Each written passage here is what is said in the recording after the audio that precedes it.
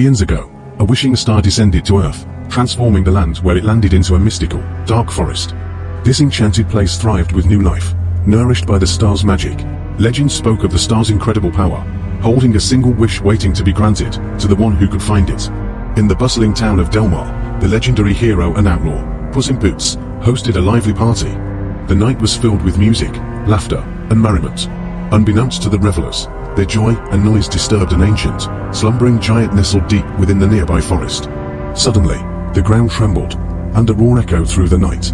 The festivities came to an abrupt halt as the towering giant, now fully awake, emerged from its hidden lair. Puss in Boots, ever the fearless adventurer, sprang into action. With his signature a tilted jauntily and his boots gleaming, he faced the colossal menace, ready to protect the townspeople and his beloved town from the awakened behemoth. Puss in Boots bravely confronts the giant, ultimately subduing the creature, but his victory is short-lived. As the dust settles, a massive bell crashes down, crushing him. When Puss awakens, he finds himself in a hospital. The town doctor solemnly informs him that he has exhausted 8 of his 9 lives, and suggests that Puss should consider retiring from his adventurous ways. That night, Puss seeks solace in a dimly lit bar.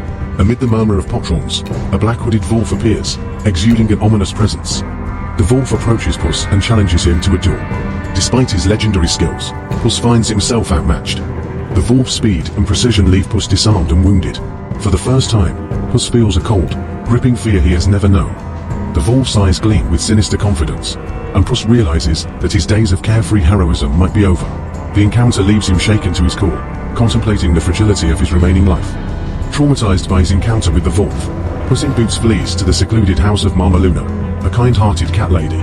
Seeking refuge, he buries his iconic clothes and tries to blend in with her multitude of cats. Amidst this new life, he meets an optimistic chihuahua disguised as a cat, whom he affectionately names Perito. Perito, a naive and cheerful therapy dog, had started as one of Mama Luna's pets.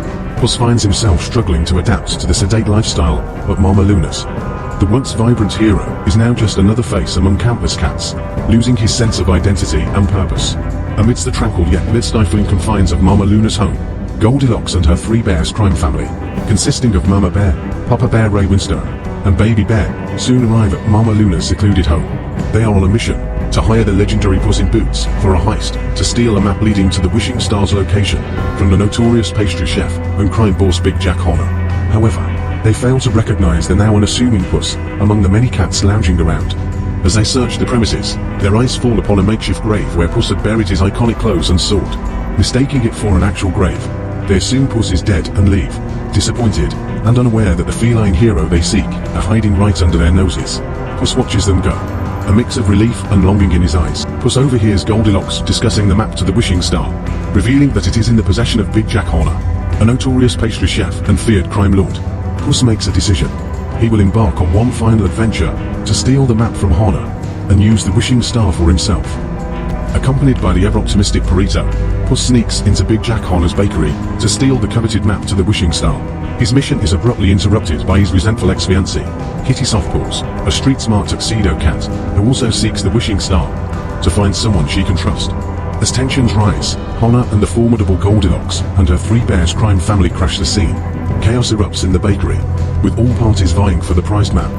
Puss, Kitty, and Perito manage to snatch the map amidst the commotion, narrowly escaping the clutches of their adversary. As they flee, Puss catches a chilling glimpse of the menacing Wolf, a reminder of his mortality and the stakes of their quest. The map leads Puss, Kitty, and Perito to the Dark Forest, a mystical pocket dimension that shifts its landscape according to the map's holder. When Puss and Kitty grasp the map, their path becomes treacherous, filled with deadly obstacles. Conversely, Perito's path is an idyllic wonderland, brimming with rainbows and serene rivers. Recognizing the advantage, Puss and Kitty hand the map to Perito, who leads them through the forest with ease. However, their peace is short-lived as the relentless Goldilocks, her 3 bears crime family, and the formidable Big Jack Horner are hot on their trail. Reaching the pocket full of posies, the trio is confronted by a barrier of giant roses. Perito, with his simple and joyful nature, clears the way by merely smelling the flowers. In stark contrast, Horner, driven by brute force, unleashes his phoenix to incinerate the entire rose meadow, leaving a path of destruction in his wake. During another fierce clash with Horner, his henchmen, and Goldie and the bears, Puss glimpses the menacing Wolf again and flees in terror. This sudden departure distracts Kitty, enabling Goldie to seize the map. Burrito, sensing Puss's distress, calms him during a panic attack. In a moment of vulnerability, Puss confesses he is on his last life and regrets abandoning Kitty on their wedding day. Kitty overhears and reveals she never attended the wedding either, believing Puss could never love anyone more than himself. Seizing an opportunity, Puss and Kitty steal back the map, while Goldie and the bears are preoccupied with a nostalgic manifestation of their woodland cottage, evoking memories of when they first met. As the dimension shifts, Puss inadvertently traps himself in the Caves of Lost Souls, a crystalline labyrinth. There, he confronts his arrogant past lives and finally, the Wolf, who reveals himself to be Death incarnate. Initially presumed to be a bounty hunter, the black-hooded wolf reveals his true intent. He seeks to personally kill Puss as punishment for squandering 8 of his 9 lives. Wielding twin sickles that combine into a formidable double-bladed weapon, the wolf embodies death itself. Feeling disrespected by Puss's cavalier attitude towards his life, Death aims to take Puss's final life prematurely. Terrified, Puss bolts out of the cave towards the wishing star, ignoring Kitty and Burrito's desperate pleas for him to stop. Kitty feels a sting of betrayal, convinced Puss has once again abandoned her. Meanwhile, in a moment of vulnerability, Goldie confesses to the bears that her wish is to be reunited with her biological family. Despite their heartbreak, the bears, showing true familial love, agree to help her achieve her dream.